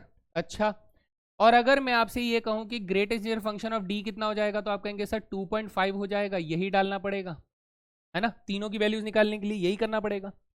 सर इसका आंसर कितना आने वाला है, इसका आंसर सर 2 आने वाला है, इसका आंसर 2 आने वाला है, इसका आंसर भी 2 आने वाला है। यानी सर क्या समझ में आया, LHL RHL और फंक्शन एट द पॉइंट तीनों की वैल्यू सेम आने वाली है ना।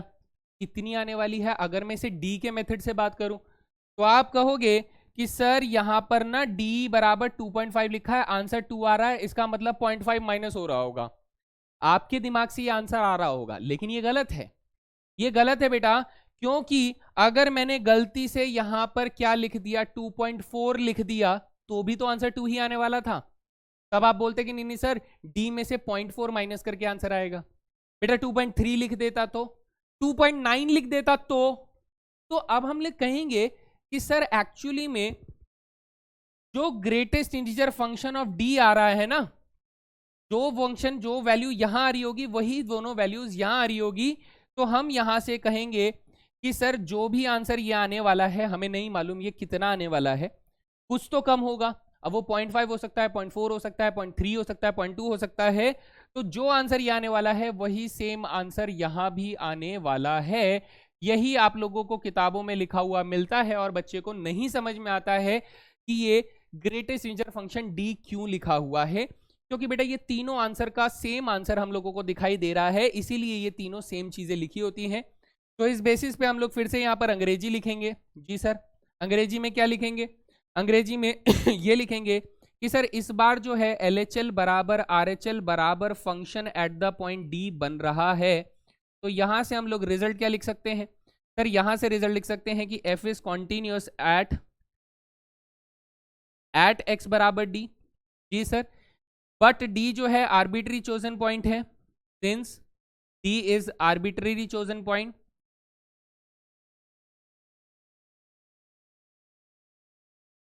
है ना सर, ये आर्बिट्री चोजन पॉइंट है, तो इसका मतलब ये हुआ कि sir f is continuous at every x belongs to non integer point, यानी कि जब भी x की वैल्यू नॉन इंटीजर होगी तब तब फंक्शन कैसा होगा, कॉन्टिन्यूअस पाया जाएगा, और जब जब फंक्शन जो है वो इंटीजर पॉइंट पर डिफाइन किया जाएगा तब तक फंक्शन नॉट कॉन्टिन्यूअस पाया जाएगा। मेरे ख्याल से यहां तक बात सभी को अच्छे से समझ में आ गई है। महंगे सवाल है डेफिनेटली, है ना सर, बढ़िया लगा, बढ़िया लगना भी चाहिए भाई, इतनी मेहनत कर रहा हूँ, अब ना बढ़िया लगेगा तो फिर क्या लगेगा।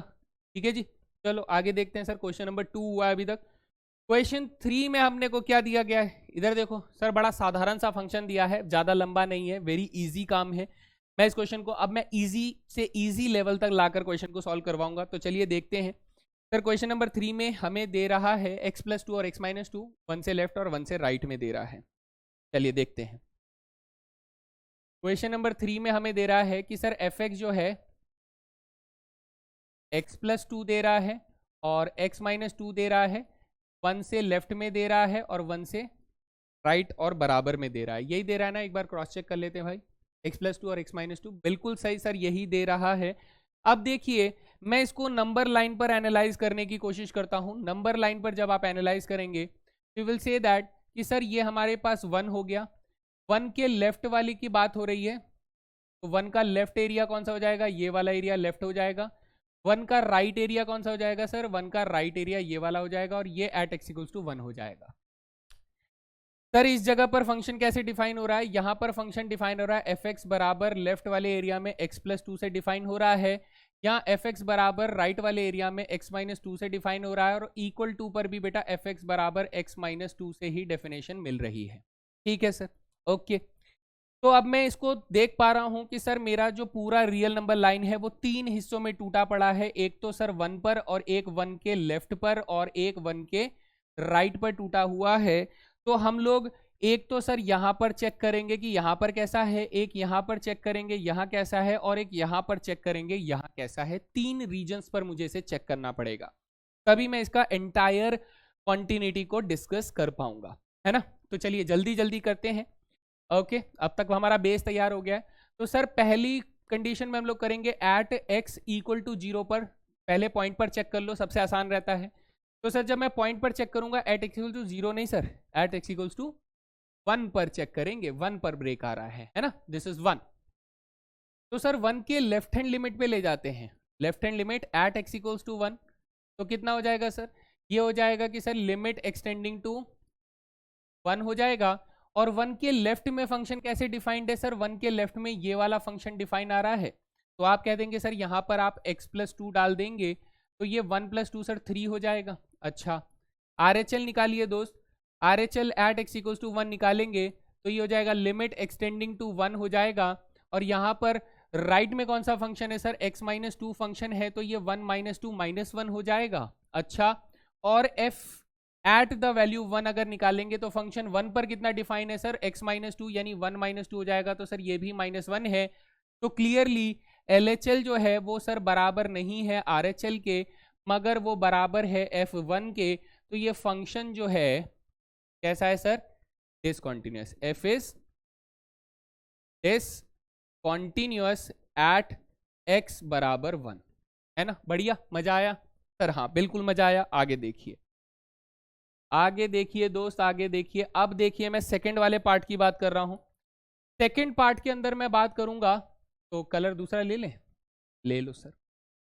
सेकंड पार्ट की बात करूंगा तो मैं कहूंगा sir at x less than 0 वाले रीजन, लेस देन 1 वाले रीजन में बात करो ना सर, लेस देन 1 वाले रीजन में यहां पर बात करो, यहां फंक्शन कैसा है।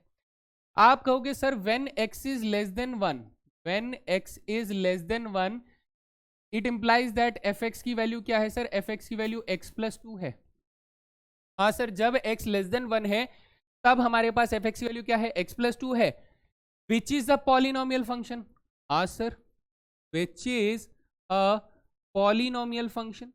सर अब अगर ये पॉलिनोमियल फंक्शन है तो इसका मतलब ये हुआ कि sir f is continuous everywhere, continuous everywhere. Function क्या हो जाएगा सर, कॉन्टिन्यूअस हो जाएगा। एवरीवेयर का मतलब जहां पर भी फंक्शन डिफाइंड हो रहा है वहां पर फंक्शन कॉन्टिन्यूअस हो जाएगा।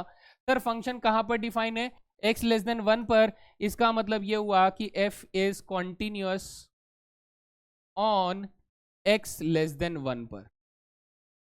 अरे वाह सर, ये तो आपने बिना कोई LHL RHL निकाले ही निकाल दिया। तो भाई थ्योरम के आचार डालने के लिए दिए थे, लगाओ ना यार, जहां लगने वाले हैं वहां लगाओ थ्योरम कि भाई सर पॉलिनोमियल फंक्शन है तो वो कॉन्टिन्यूअस होगा। काहे को मैं अपना माथा पोजी करूं कि हाँ भैया LHL भी निकालूंगा, RHL भी निकालूंगा, जनरलाइजेशन मेथड भी लगाऊंगा। इतना टेम थोड़ी ना है, जब तक मजबूरी ना हो तब तक ना निकालो। थ्योरम दिए जा रहे हैं, डायरेक्टली निकालो, है ना। बढ़िया, डन डन डन। चले आगे सर, थर्ड वाला पार्ट भी समझ में आ ही गया होगा, समझदार बच्चे हो आप लोग। लेकिन सर प्लीज एक बार करवा दो प्लीज। तो मैं यहाँ पे लिख देता हूं एट x ग्रेटर देन 1 वाले एरिया पे चेक कर लेते हैं, ठीक है। एट x ग्रेटर देन 1 वाले इलाके पे आप कहोगे sir when x is greater then 1 it implies that fx कैसा है सर, fx जो है वो सर x माइनस 2 से डिफाइन हो रहा है, which is a polynomial function. Sir अब अगर ये पॉलिनोमियल फंक्शन है तो इसका मतलब f जो है इज कॉन्टिन्यूअस एवरीवेयर। अब सर ये कहां पर डिफाइन हो रहा है, हर जगह तो कॉन्टिन्यूअस होगा, लेकिन डिफाइन कहां पर हो रहा है सर, डिफाइन यहां पर हो रहा है। इसका मतलब ये हुआ कि f इज कॉन्टिन्यूअस ऑन या फिर एट x ग्रेटर देन 1, यहां पर हो जाता है सर, इस वाले इलाके पर कॉन्टिन्यूअस हो जाता है। तो हमें यहां तक क्या समझ में आया कि सर जो कॉन्टिन्यूटी हो रही है ना वो यहां पर डिसकॉन्टिन्यूअस है, यहां पर कैसा है सर, डिसकॉन्टिन्यूअस है। इतने एरिया में कैसा है सर, कॉन्टिन्यूअस है, और इतने एरिया में कैसा है सर, कॉन्टिन्यूअस है। तो मैं ये कहूंगा कि सर डिस्कशन तो हो गया इस फंक्शन के बारे में, यानी मैं यहां पर क्या लिखूं, मैं यहां पर ये लिखूं कि सर ये फंक्शन जो है, येलो से नहीं लिखते हैं, इसका आंसर ग्रीन से लिखते हैं, कि ये फंक्शन जो है F is continuous everywhere, continuous everywhere, ये हर जगह पे कॉन्टिन्यूअस है, मगर बट एक्सेप्ट, एक्सेप्ट मतलब सिर्फ इसको छोड़ के, किसको छोड़ दें सर, सिर्फ x बराबर 1 को छोड़ के हर जगह कॉन्टिन्यूअस है। ये मेरा फाइनल स्टेटमेंट में आंसर हो जाएगा। बोलो सभी को समझ में आया दोस्त, है ना, समझ में आ रहा है? कंप्लीट एक्सप्लेनेशन है बेटा, ये आराम आराम से चलते हुए आंसर करना है, जल्दबाजी नहीं करनी है, जितना हो सके इनको स्मार्टली समझें पहले, ठीक है। अब आखिरी एग्जाम्पल भी ले लेते हैं दोस्त। ये एग्जाम्पल देखो कितना खूबसूरत एग्जाम्पल है, इसको करने में बच्चे बहुत कंफ्यूज हो जाते हैं, उन्हें लगता है कि सर मॉड्यूलस देखा नहीं कि तोड़ दें, मॉड्यूलस देखा नहीं कि तोड़ दें, यही उनके मन में ख्याल आता है। लेकिन ख्याल बेटा खराब है, ख्याल थोड़ा सा भयानक है। ये मैं आप लोगों को होमवर्क में दूंगा, तो इसे देखिए सर इसके अंदर करना क्या है। हम कहते हैं सर मॉड्यूलस एक्स फंक्शन जो है ना, अगर मैं इसको सिंप्लीफाई करने की कोशिश करूं, इधर देखिएगा, मॉड्यूलस एक्स फंक्शन जो है सर जीरो के लेफ्ट और राइट की बात हो रही है। सर जीरो का राइट ये हो जाएगा, जीरो का लेफ्ट ये हो जाएगा। This is x greater than zero, this is x less than zero. Sir जब जीरो के राइट पे रहते हैं तब फंक्शन जो है एफ एक्स बराबर एक्स के फॉर्मेट में लिखा जाता है, और जब जीरो के लेफ्ट में होते हैं तो एफ एक्स बराबर माइनस एक्स के फॉर्मेट में लिखा जाता है। हाँ या ना? हाँ सर, हाँ।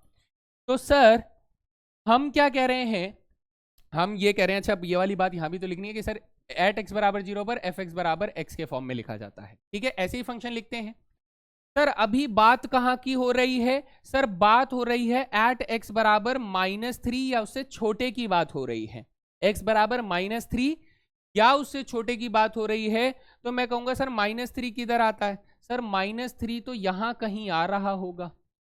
तो -3 और उससे छोटे की बात अगर मैं करूं दोस्त, मेरी बात को फिर से सुनना, सर -3 या उससे छोटे रीजन की बात करूं तो उस वक्त फंक्शन कैसे काम कर रहा है, सर मॉड्यूलस एक्स जो है, यहां पर फंक्शन कौन है, ये जो पूरा का पूरा डायग्राम बन रहा है ना बेटा, ये किसके लिए बन रहा है, एफ एक्स बराबर मॉड्यूलस एक्स के लिए बन रहा है। ये वाला फंक्शन किसके लिए, एफ एक्स बराबर मॉड एक्स के लिए बन रहा है ना। तो हम कहेंगे सर -3 से जब इस तरफ होंगे तब हमारा फंक्शन मॉड्यूलस एक्स कैसे बिहेव कर रहा होगा, सर वो एफ एक्स बराबर -x यानी मॉड एक्स बराबर -x के फॉर्म में बिहेव कर रहा होगा।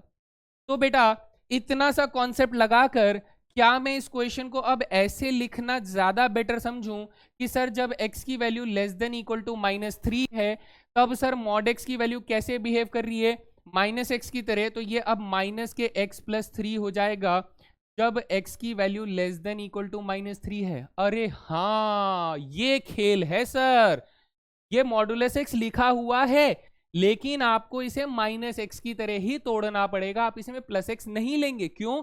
क्योंकि एक ऐसे इलाके में बैठा हुआ है जिस इलाके में मॉड्यूलस x को नेगेटिव x के फॉर्म में ही लिखना होगा। डन है, ठीक है।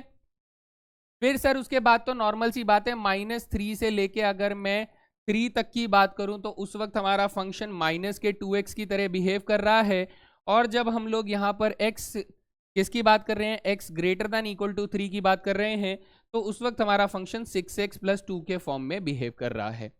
तो अब हमें डिस्कस करना है कि ये जो फंक्शन है, ये फंक्शन पूरे रियल नंबर लाइन पर कॉन्टिन्यूस है या डिसकॉन्टिन्यूस है। कर सकते हैं, करवा दूं, करवा देते हैं, ठीक है, करवा देते हैं। क्योंकि ये 2 पॉइंट्स के साथ हैं तो बच्चों को एक अलग लेवल का ऑफिसन हो जाएगा कि सर इसमें तो आपने 2-2 पॉइंट दे दिए, आपने चालाकी खेली, आपने 1 पॉइंट वाले क्वेश्चन आसान वाले खुद कर लिए, 2 पॉइंट्स वाले हमें दे दिए, तो तुम्हारा रोना तो कभी खत्म होगा नहीं। तो एक काम करते हैं, रोने को साइड करते हैं और मैं इस क्वेश्चन का सोल्यूशन देता हूं। और अब देखिए कि मैं कैसे स्मार्टली इस क्वेश्चन का सोल्यूशन अब आप लोगों को दूंगा। मैं यूज करने वाला हूं थ्योरम्स का ताकि बड़े आराम से हो जाए। तो मैं ये कहूंगा कि सर क्वेश्चन नंबर 4 में जो है उस फंक्शन में पहले -x + 3 आ रहा है। क्वेश्चन को कॉपी तो करना ही पड़ेगा, ऐसे याद नहीं होगा भाई एक बार में, इतना बड़ा हार्ड डिस्क नहीं लगाया मैं दिमाग में। तो fx को हम लोगों ने कैसे सिंप्लीफाई कर दिया कि सर ये -x + 3 बन जाएगा, इधर -2x बन जाएगा और इधर 6x + 2 बन जाएगा। वाह मेरी मेमोरी काम कर गई भाई, सही है, ठीक है। तो ये कब दे रहा है सर, ये दे रहा है जब x की value greater than equal to -3 है। ये -3 से, सॉरी ये गलत लिखा है, x की value less than equal to -3 है, ये -3 से बड़ी है लेकिन 3 से छोटी है, और ये x की वैल्यू जब ग्रेटर देन इक्वल टू 3 है, इन रीजन्स में हम लोगों ने इसको डिफाइन कर दिया है ना। ठीक है, ओके सर। तो अब नंबर लाइन पर इसको एनालाइज करें, नंबर लाइन पर एनालाइज करते हैं और फिर उसके बाद बात करते हैं। सर ये हो गया हमारा प्यारा प्यारा दुलारा नंबर लाइन, तो -3 इधर आ जाएगा, 3 बेटा इधर आ जाएगा, तो -3 का पॉइंट ऊपर ले जाते हैं, 3 का पॉइंट ऊपर ले जाते हैं। सर ये हो गया 3 का राइट, सर ये हो गया -3 का लेफ्ट, और ये जो हो गया सर -3 और 3 के बीच वाला एरिया हो गया है ना। तो इसको हम बोलेंगे कि सर ये x जो है ग्रेटर देन 3 है, ये x जो है वो लेस देन -3 है, और ये -3x और 3 के बीच वाला रीजन है। जी सर, फंक्शन की डेफिनेशन के हिसाब से जब x की वैल्यू ग्रेटर देन 3 है तब fx कैसे डिफाइन हो रहा है सर, fx डिफाइन हो रहा है 6x + 2 से डिफाइन हो रहा है। जब -3 से 3 के बीच में है तब फंक्शन कैसे डिफाइन हो रहा है सर, -2x से डिफाइन हो रहा है। सर जब -3 से छोटा है तो तब फंक्शन कैसे डिफाइन हो रहा है सर, -x + 3 से डिफाइन हो रहा है, ऐसे डिफाइन हो रहा है। तो डेफिनेशन में मिल गई। सर इक्वालिटी की बात करें तो इक्वालिटी इस पे लगी, यानी यहां पर फंक्शन -x + 3 से डिफाइन हो रहा है, और यहां पर फंक्शन कैसे डिफाइन हो रहा है, लेट मी शिफ्ट दिस, और यहां पर फंक्शन कैसे डिफाइन हो रहा है सर, यहां पर fx बराबर 6x + 2 से डिफाइन हो रहा है ना। इक्वालिटी पर फंक्शन ऐसे डिफाइन हो रहे हैं। तो अब बेटा देखो सीधी सी बात है, मैं एक एक करके यहां पर 5 रीजन बनाऊंगा। 5 रीजन कौन कौन से बेटा, ध्यान से सुनना, मैं सारी चीज नहीं लिखूंगा। अब आप समझ गए होंगे कि अब सर थोड़ा चीटिंग करेंगे, कम कम लिखकर काम चलाएंगे। पहला रीजन जो मैं चेक करूंगा वो क्या चेक करूंगा सर, एट x बराबर 3 पर। अच्छा, या फिर आप शुरुआत करें कहां से बेटा, सबसे लेफ्ट मोस्ट रीजन से शुरुआत करें, जहां बोलोगे कि सर आप चेक करो एट x लेस देन -3 पर। ये हो गया मेरा पहला रीजन, मैं जहां पर डिस्कशन कर रहा हूँ। दूसरा रीजन कौन सा हो जाएगा सर, एट x बराबर -3 पर। ठीक है सर, ये रीजन हो जाएगा चेक करने का। फिर आप कहोगे कि सर तीसरा रीजन कौन सा हो जाएगा, एट x जो है -3 से 3 के बीच वाले रीजन पर हम लोग चेक करेंगे। अच्छा, ये हो गया तीसरा रीजन चेक करने वाला। चौथा रीजन मैं यहां पर लूंगा सर, एट x बराबर 3 पर चेक कर रहे होंगे। और पांचवा रीजन कौन सा चेक कर रहे होंगे सर, जब हमारे पास एट, फिफ्थ रीजन कौन सा है सर, एट x जो होगा ग्रेटर देन 3 वाले रीजन पर होगा। मैं इस पे इस पे इस पे इस पे इस पे इन 5 जगहों पर चेक करूंगा अपनी कॉन्टिन्यूटी की कंडीशंस। क्योंकि बेटा फंक्शन में ब्रेकेज कहां पर आ रहा है सर, फंक्शन पे ब्रेकेज या तो -3 पर आ रहा है या फिर 3 पर आ रहा है। तो आप यहां पर निकालोगे LHL और RHL, और बेटा क्या निकालोगे, f-3 निकालोगे। आप यहां निकालोगे LHL RHL और क्या निकालोगे बेटा, f3 निकालोगे, और चेक करोगे कि इनकी वैल्यूज बराबर है या नहीं है। अगर बराबर आ गई तो अच्छी बात है, नहीं आई तो आप डिसकंटिन्यूअस बोल दोगे, है ना।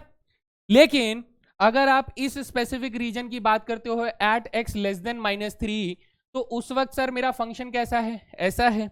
तो आप बोलोगे सर इस रीजन में, ध्यान से सुनना मेरे भाई, कि sir at x less than -3 पर fx कैसा है, सर ये माइनस के x + 3 है। तो आप बोलोगे सर ई तो पॉलिनोमियल फंक्शन बा, का हो जाए बा सर, पॉलिनोमियल फंक्शन बन जाए है। अब पॉलिनोमियल फंक्शन है तो सर ई तो कॉन्टिन्यूस हो जाएगा एवरीवेयर। यहां देखोगे तो यहां पर बेटा fx बराबर क्या है, -2x है। सर ये भी पॉलिनोमियल फंक्शन बा, है ना, ये भी पॉलिनोमियल फंक्शन। सर इधर की बात करें तो इधर fx कैसा है, सर इधर fx 6x + 2 है। सर ये भी पॉलिनोमियल फंक्शन बा। तो अब अगर ये पॉलिनोमियल फंक्शन है तो ये इन जगहों पर क्या हो जाएगा सर, कॉन्टिन्यूस हो जाएगा। यानी सर मैं इस वाले रीजन की बात करूं तो यहाँ कॉन्टिन्यूस, इस वाले रीजन की बात करूं तो यहाँ कॉन्टिन्यूस, इस वाले रीजन की बात करूं तो यहाँ कॉन्टिन्यूस, क्योंकि सर इन तीनों रीजन्स पर फंक्शन पॉलिनोमियल फंक्शन बना रहा है।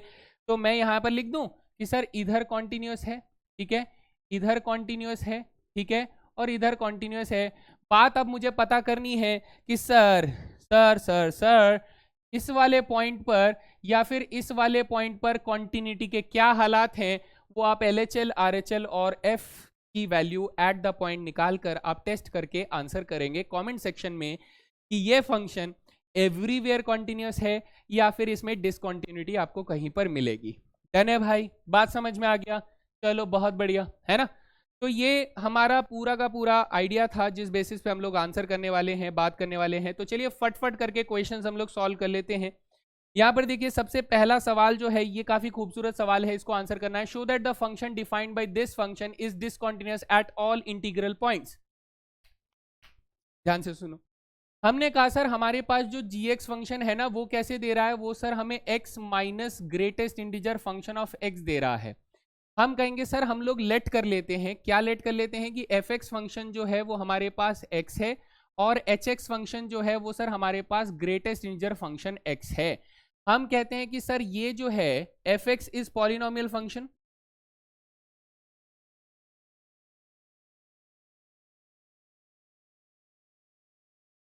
तो इसका मतलब इट इज एवरीवेयर कॉन्टिन्यूअस। जी सर, एवरीवेयर कॉन्टिन्यूअस का मतलब मैं ये बोल सकता हूं कि f is continuous on R, पूरे रियल नंबर लाइन पर ये कॉन्टिन्यूअस होगा। जी सर।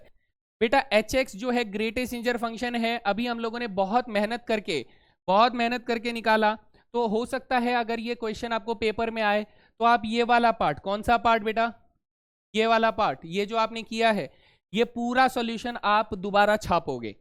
छाप तिलक सब छीनी, समझे ना बेटा। तो ये पूरा का पूरा सॉल्यूशन जो आप दोबारा छापोगे और उस छापने के बाद आप यहां पर स्टेटमेंट लिखोगे कि सर hx फंक्शन जो है इज कॉन्टिन्यूअस ऑन बेटा आर माइनस जेड। ठीक है, कॉन्टिन्यूअस आर माइनस जेड।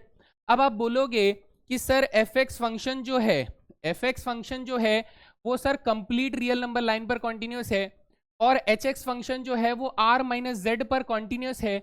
तो इनका कॉमन रीजन कौन सा हो जाएगा, रियल नंबर और नॉन इंटीजर का कॉमन रीजन हो जाएगा नॉन इंटीजर, है ना। तब आप बोलोगे सर थ्योरम लगाकर आप ये बोलोगे कि सर अगर मैंने fx फंक्शन में से hx फंक्शन को माइनस कर दिया इज कॉन्टिन्यूअस ऑन इनके कॉमन रीजन पर, यानी r माइनस जेड जो होगा इनका कॉमन रीजन हो जाएगा, इस पर कॉन्टिन्यूअस हो जाएगा। इसका मतलब आप ये कहोगे कि sir gx is continuous on r minus Z हो जाएगा। सर अगर gx फंक्शन जो है वो r माइनस जेड पर कॉन्टिन्यूअस है तो क्या मैं इसके इन रिटर्न ये बात बोल सकता हूं कि sir gx is discontinuous on integer points, है ना। तो यहां से हो जाता है हमारा हेंस प्रूव्ड, यानी पीछे वाला सॉल्यूशन आप लोग कॉपी कर लोगे। कहां पर, इस लाइन को लिखने से पहले, इस वाली लाइन को लिखने से पहले पीछे वाला सॉल्यूशन आपका पूरा कॉपी होगा। देन आप ये स्टेटमेंट लिखोगे और फिर उसके बाद ये वाली लाइनें लिखोगे। तो ये हो जाता है हमारा पूरा का पूरा क्वेश्चन का आंसर। ठीक है भाई, चले आगे नेक्स्ट क्वेश्चन। सर कह रहा है डिटरमाइन करो कि ये फंक्शन जो ऐसे ऐसे करके दिया गया है एक कॉन्टिन्यूअस फंक्शन है, ऐसे डिफाइन करो। ठीक है जी, बात करते हैं। हमने कहा सर रियल नंबर लाइन पर इसका एक्सप्रेशन देख लेते हैं। तो ये हो गया पॉइंट हमारा 0। सर 0 पर फंक्शन ऊपर ले गए तो ये इसका 0 का लेफ्ट हो जाएगा, सॉरी राइट हो जाएगा, ये 0 का लेफ्ट हो जाएगा। जी सर।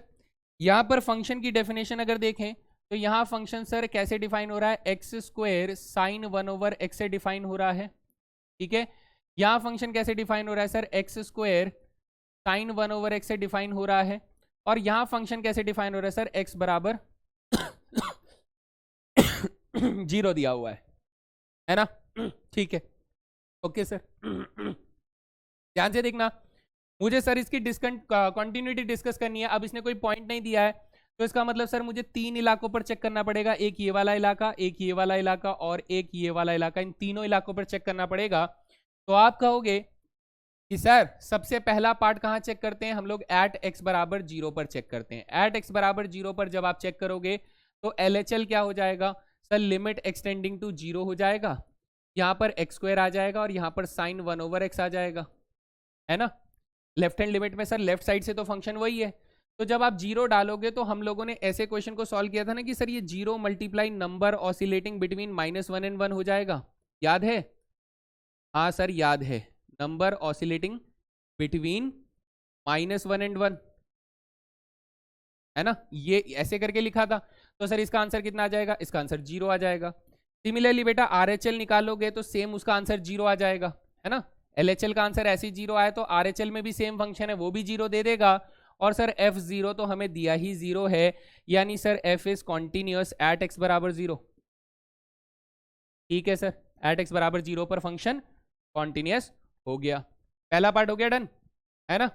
चलो सर अब बढ़ते हैं आगे और डिस्कस करते हैं। जब एट हम लोग बात कर रहे हैं कहां पर, एट एक्स लेस देन 0 के रीजन पे बात करते हैं। सर यहां पर LHL निकालेंगे तो जनरलाइजेशन मेथड लेना पड़ेगा, जनरल मेथड लेना पड़ेगा ना। जी सर, जनरल मेथड लेना पड़ेगा। तो जनरल मेथड के लिए हम लोग मान लेते हैं कि यहाँ पर कोई पॉइंट है C, तो हम लोग लेट कर लेते हैं कि सर लेट C जो है वो हमारा माइनस इन्फिनिटी से 0 के बीच में कोई जनरल पॉइंट है। तो यहाँ पर हम लोग निकालेंगे एट LHL एट x बराबर C। तो आपके पास कितना आ जाएगा बेटा, लिमिट एक्सटेंडिंग टू C आ जाएगा। और आप कहोगे सर यहाँ पर x square sine 1/x function ही यूज हो रहा है, तो आप इसे क्या लिख सकते हो, आप लिख सकते हो सी स्क्वायर साइन 1/c, क्योंकि बेटा सीधी सी बात है C 0 तो है नहीं, C तो कोई कांस्टेंट है, कोई नंबर है, तो वही रखोगे ना, कुछ भी रख दोगे, ऐसा तो नहीं है कुछ भी रख दोगे, है ना। बात समझ में आती है यहाँ तक? तो भाई यहाँ तक बात अगर क्लियर है तो हम लोग आगे चलते हैं और फिर बात करते हैं, ठीक है।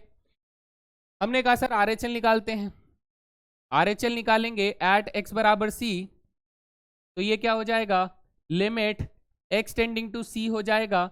और यहाँ पर भी एक्स स्क्वायर साइन 1/x रखेंगे, तो ये कितना हो जाएगा सर, ये भी हमें C square sine 1/c answer दे रहा होगा। और अगर मैं एट FC निकालूंगा तो ये भी sir C square sine 1/c हो जाएगा। अच्छा ऐसा क्या, ऐसा क्या, तो सर LHL RHL FC तीनों बराबर हो गए, तो हम बोलेंगे सर ये फंक्शन जो है एट x बराबर C पर कॉन्टिन्यूस है। सिंस C जो है वो एक आर्बिट्री चोजन पॉइंट है, तो इसका मतलब सर ये इस पूरे इंटरवल पर क्या है सर, इस पूरे इंटरवल पर कॉन्टिन्यूस पाया गया, है ना, पूरे इंटरवल पर कॉन्टिन्यूस। सिमिलरली बेटा फिर आप क्या करोगे, आप यहां पर एट, कहां चेक करोगे सर, तीसरा वाला part, at x greater than 0 पर चेक करोगे। और फिर आप कहोगे कि सर लेट कर लेते हैं D पॉइंट जो कि 0 से लेके इन्फिनिटी तक डिस्क्राइब हो रहा है, यानी D पॉइंट यहां पर आ जाएगा। तो इससे भी आप लोग बेटा यहां से कॉन्टिन्यूस मिल जाएगा। आपने कहा सर 0 पर भी फंक्शन कॉन्टिन्यूस है, ये यहां भी कॉन्टिन्यूस है, ये यहां भी कॉन्टिन्यूस है, ये यहां भी कॉन्टिन्यूस है, यानी इट इज कॉन्टिन्यूस एवरीवेयर, ठीक है। तो इसका आंसर क्या हो जाएगा सर, इसका आंसर हो जाएगा कॉन्टिन्यूस एवरीवेयर। तो ये आप लोग होमवर्क में पूरा कर लेना बेटा, कॉन्टिन्यूस एवरीवेयर या फिर ऑन आर आप लोग इसे लिख सकते हो, दिस इज योर आंसर, है ना भाई, ठीक है। चलो आगे देखते हैं, आगे हमारे पास क्या है। सर ये कुछ दिया हुआ है, show that the function defined by f x बराबर sine x square is a continuous function. फिर से आसान सवाल बेटा, क्या मैंने आप लोगों को फंक्शन ऐसे कुछ बताया था कि लेट कर लो भाई, लेट कर लो, हमारे पास जी एक्स फंक्शन जो है वो हमारे पास साइन एक्स फंक्शन है और एच एक्स फंक्शन जो है वो एक्स स्क्वायर फंक्शन है। तो अगर मैं ये कहूँ कि जी एक्स साइन एक्स फंक्शन है, वी नो, हम लोग जानते हैं बेटा, हम लोग ये बात जानते हैं कि जी एक्स बराबर sine x is continuous everywhere, is continuous everywhere, ये हर जगह कॉन्टिन्यूस होता है। तो मैं इसे ऐसे लिख दूं कि ये कॉन्टिन्यूस ऑन आर है, ठीक है। सर हम लोग ये भी जानते हैं कि एच एक्स जो कि एक्स स्क्वायर है इज अ पॉलिनोमियल फंक्शन, है ना। तो हम लोग ये लिख सकते हैं, इट इंप्लाइज दैट कि h x is continuous on R, ये हर जगह कॉन्टिन्यूस होगा। सर अगर gx और hx दोनों ही कॉन्टिन्यूस फंक्शन है, वो भी दोनों के दोनों r पर कॉन्टिन्यूस है, तो थ्योरम लगाएं तो हम कहेंगे सर GOH फंक्शन, GOHX कौन होगा सर, GOHX हो जाएगा साइन फंक्शन के अंदर एक्स स्क्वायर को अगर डाल देंगे इज कॉन्टिन्यूस ऑन r हो जाएगा, थ्योरम लगाकर, एंड दैट वाज ऑल। मजा आया, ठीक है। इतना करके ही आंसर करना है बेटा, इससे ज्यादा नहीं करना है। चलते हैं अगले सवाल की तरफ, and this is the last question. क्या कह रहा है sir, find all the points of discontinuity of the function f defined by this. तो बच्चा ये क्वेश्चन मैं आप लोगों को होमवर्क में डालने वाला हूं, लेकिन मैं इसका आंसर बता सकता हूं कैसे। मैं इसका आंसर ये कह दूंगा कि ये जो है एवरीवेयर कॉन्टिन्यूस है। आपको कैसे पता सर, यही तो दिमाग लगाना है, मैं आपको हिंट जरूर दे दूंगा कि ये बेटा एवरीवेयर कॉन्टिन्यूस होगा। कैसे, जरा ध्यान से देखिए कि सर अगर मैंने यहां पर एक फंक्शन ले लिया gx, है ना, gx फंक्शन ले लिया दैट इज x-1, मैंने hx फंक्शन ले लिया दैट इज x-2, मैंने px फंक्शन ले लिया दैट इज x-4, सॉरी यहाँ पर +2 है, नो इश्यूज। ये हम लोगों ने gx, hx और px फंक्शन ले लिए। ये तीनों क्या है सर? ये तीनों के तीनों are polynomial functions, are polynomial functions. तो इसका मतलब क्या हुआ? इसका मतलब ये हुआ कि ये एफ नहीं जी एक्स एच एक्स और p x are continuous on R. ठीक है सर, ये तीनों के तीनों फंक्शन क्या है? कॉन्टिन्यूस है। फिर बेटा हमारे पास थियरम क्या थी सर? थियरम ये थी कि अगर g x h x p x जो है जहां जहां कॉन्टिन्यूस हो गया तो इसका मतलब mod g x mod h x mod p x are continuous on R. हाँ सर, थोड़ा थोड़ा समझ में आ रहा है आप क्या बोल रहे हो, है ना सर? ये भी कॉन्टिन्यूस हो जाएगा थियरम लगाकर। फिर हमने कहा कि सर अगर दो फंक्शन सेम डोमेन पर कॉन्टिन्यूस है तो तो तो तो इसका मतलब ये हुआ कि सर उन कॉन्टिन्यूस फंक्शन का जो एडिशन होगा वो भी सर हमारा कॉन्टिन्यूस होगा उसी कॉमन डोमेन पर। तो आप बोलोगे आर कॉन्टिन्यूस ऑन आर हो जाएगा, यानी हमारा एवरीवेयर कॉन्टिन्यूस यहां से साबित हो जाता है। तो ये था हमारा complete explanation for this type of problems. देखने में ये डरावने लगते हैं, समझने में ये लगता है कि हाँ बहुत कॉम्प्लिकेटेड क्वेश्चंस है, लेकिन अगर आपकी अंडरस्टैंडिंग बहुत अच्छी है तो आप इन थियरम्स का इस्तेमाल करके बहुत ही प्यार से इन क्वेश्चन को सॉल्व कर सकते हैं। बस हाँ, वो ग्रेटेस्ट इंटीजर फंक्शन वाला क्वेश्चन प्लीज अच्छे से प्रैक्टिस कर लीजिएगा, क्योंकि वो एग्जाम पॉइंट ऑफ व्यू से बहुत इंपॉर्टेंट सवाल है। तो ये था हमारा कॉन्टिन्यूस फंक्शन का कंप्लीट एक्सप्लेनेशन। यहाँ हो जाता है हमारा कॉन्टिन्यूस फंक्शन खत्म। अब इस कॉन्टिन्यूस फंक्शन का यूज करके हम लोग डिफरेंशिएबल फंक्शंस के अंदर एंटर करेंगे और वहां से हमारा डेरिवेटिव्स की कहानी हो जाती है शुरू दोस्त। तो मुझे उम्मीद है कि मैंने जितनी भी कोशिश करी आप लोगों को कॉन्टिन्यूटी को समझाने के लिए वो आपके लिए अच्छा रहा होगा, आपको पसंद आया होगा।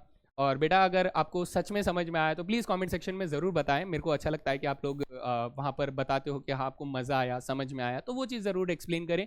और अगर कोई डाउट रहता है तो वैसा वहाँ पर लिख दें, ठीक है। So that was all guys, thank you very much, thank you thank you thank you, love you all. मिलते हैं अगले सेशन में, तब तक के लिए जय हिंद दोस्तों।